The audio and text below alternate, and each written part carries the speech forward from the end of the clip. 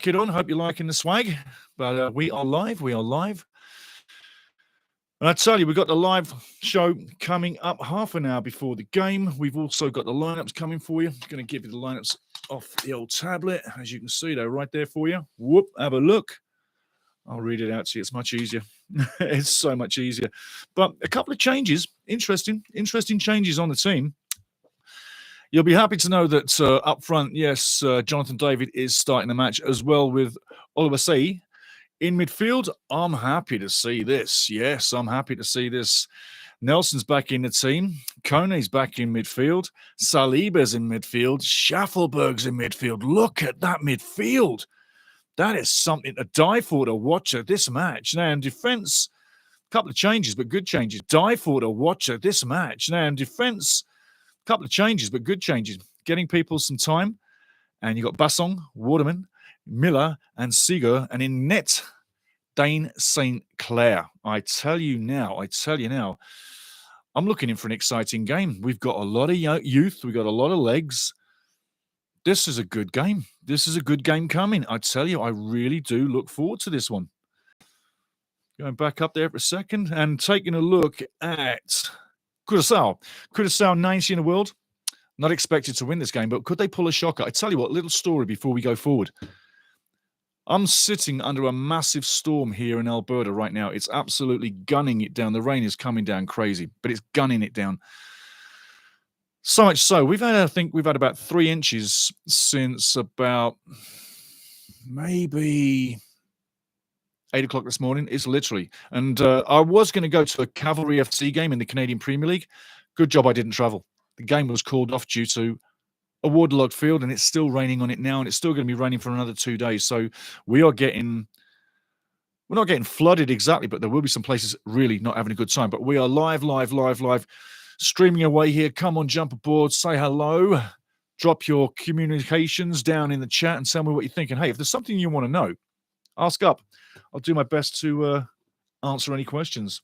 But tell you, good day to be had. Now, CURACAO in net, room in net, defense Gary, Brené, Van Emia, Floranas. That's the back line. Midfield, you got to say there's a midfield crew of defensive and an attacking midfield in the 5. Comencia, Bakuna, Margarita, Bakuna, that's El Bakuna, J Bakuna, and K Gore and Locaria. There's a couple of players in CURACAO. If you want to know about CURACAO, let's put it this way. I'm going to read the lineouts out and again in a minute or two. But with CURACAO, 90 in the world, there's a handful of players that could be dangerous. What you want to think about with CURACAO, if you want to gauge where they sit, it's quite simple. They don't have any, what you would say, world beaters, although they have a couple of players in decent clubs, yeah? Quite a feel of the Dutch contingency within their squad, as well as a few French teams and a few other minnow teams around Europe as well as other places. But they're not grade 1. They're not grade 3. They're like grade 2. So if you wanted to know, they're like a few of the players, not all, a few of the players are, say, MLS to championship style. So championship in England, MLS, Major League Soccer in the US or North America. A few of their players, and indeed there are players in Colorado Rapids is USL as well. So it's between the second and the top tier in the US and pretty much second to third tier in the UK in as far as the leagues are. So that's where they're gauged. Can they pull a surprise? Yes, they can. And you've got to say Dick Advocaat is the coach. He's doing a great job. Dick Advocaat is doing a great job. He's 66.667% so far with CURACAO. That's this year, last year. And they've only lost 2 games in the whole process. So they're doing pretty well. He's making them a better team or a better nation than they actually were before. So, and with this Dutch feel, well, you got Dick Advocaat is the coach right now, yeah? But also have to say, Patrick Kluivert has been there as coach for the national team with CURACAO 2 times, as well as a few other big names in Dutch football, yeah? But Dick Advocaat is definitely the guy right now, doing a great job. And like I say, 66.67%. Numbers are pretty good. I'm going to bring you some of what I know about this team as well. I've got you some stuff ready to rock and roll on the boards. I'm going to bring that up right now. Here we go. Dick Advocaat is the coach right now. And like I say, I want to bring up what he's done for this team because it is quite impressive. You look at Dick Advocaat's record, so all through. Manager, Erste Divisie, not Eredivisie, Erste Divisie, so that's League 2. Then with PSV Eindhoven, Eredivisie 96-97, yes, 96-97 going back way in time. The KNVB Cup as well, and the Johan Cruyff Shield 3 times. So big stuff in Holland. Then he went to Rangers in Scotland, remember? Scottish Premier League 1998, he won it, and 1999, 2001 again, back-to-backs. Scottish Cup twice as well.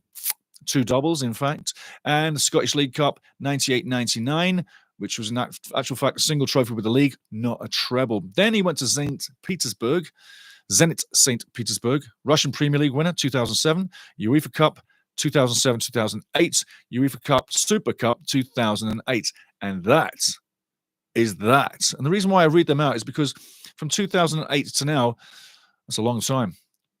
But he is a top coach, and he has made Curaçao better. And look, and staying with Curaçao just for some more information, but their news, their forecast moving forward, after they get with us, then it's down to Honduras, still within the Gold Cup. So 2 games to go. Can they make it through? Yeah, they can. Will they make it through? No, they won't. What's today's scoreline? Going to get there. If you've got a scoreline, drop it down below. Tell me where you're from. When you communicate today, everybody in the family, tell me where you're from. Just tell me where you're from. Make it more of a family feel, yeah? So wherever you are, tell me where you're from, and we'll get to it real soon. But yeah, Curaçao, Canada right now, and then after that, June 24th, it is Honduras. And I have to say, the 6-0 against Honduras, I've got some stuff to touch about moving forward. But I felt good after that. Got the monkey off the back. But staying with Curaçao, after Honduras, they go straight into FIFA World Cup qualifying against Trinidad and Tobago, Bermuda, and Jamaica. I'll say it now. Jamaica's probably going to win that group. But coming in second, I think Curaçao's got a very good chance. And taking a look at some of the results that they had, okay, this year alone, Curaçao this year alone, last game was 0-0 El Salvador, and that's a very good result. There's no doubt about it. Curaçao got a great result against El Salvador. But prior to that, get this. Now, we've played Haiti in the past, yeah? And we played Haiti in Haiti. And Curaçao went to Haiti not long ago, 10th of June. And whacked them 5-1 in Haiti. That's not easy. Prior to that, they beat St. Lucia 4-0. Remember the St. Lucia results, but they beat St. Lucia 4-0. St. Lucia 4-0 at home in Wilhelmshaven, or Wilhelmstad, I should say. Prior to that, they lose 2-0 March 19th, sorry. They lose to Kazakhstan 2-0 at home. That's the only loss they've got on the season so far this year. They're 2 1 draw, 1 loss. Now, going back to last year, yeah? Decent year, a very decent year. 6-1-1, 6 wins, 1 draw, 1 loss. Remember, I just said keep your mind on the St. Lucia result. Yeah? They won 4-0. Well, last year, St. Lucia beat Curaçao 2-1. So they've really turned things around.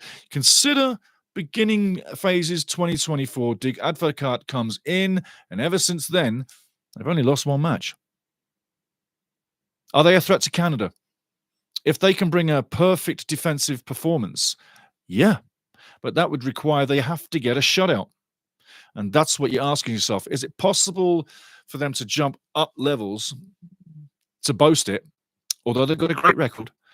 But when you look at who they played against, can they possibly beat Canada? Can they possibly get the shut out? And looking at the names that they played Haiti, St. Lucia, Kazakhstan, yeah? San Martin, Grenada, San Martin, St. Lucia, Aruba, Barbados. Those are the teams going back for this year and last year that they played. So again, ask yourself one quick question. Can they possibly take out Canada on the day? I don't think it's a possibility, but you never know. Now, going through the groups, I want to just do something here.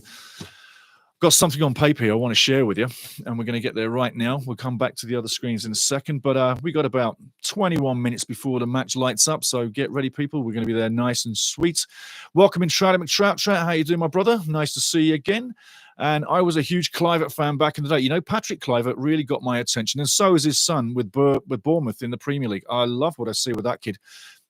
Sadly, you're never going to be as good as your dad, because Patrick Kluivert, legend, as far as I can say, legend, charismatic, knows how to get it done, knew how to get the ball in the back of the net, and got a great smile as well, yeah?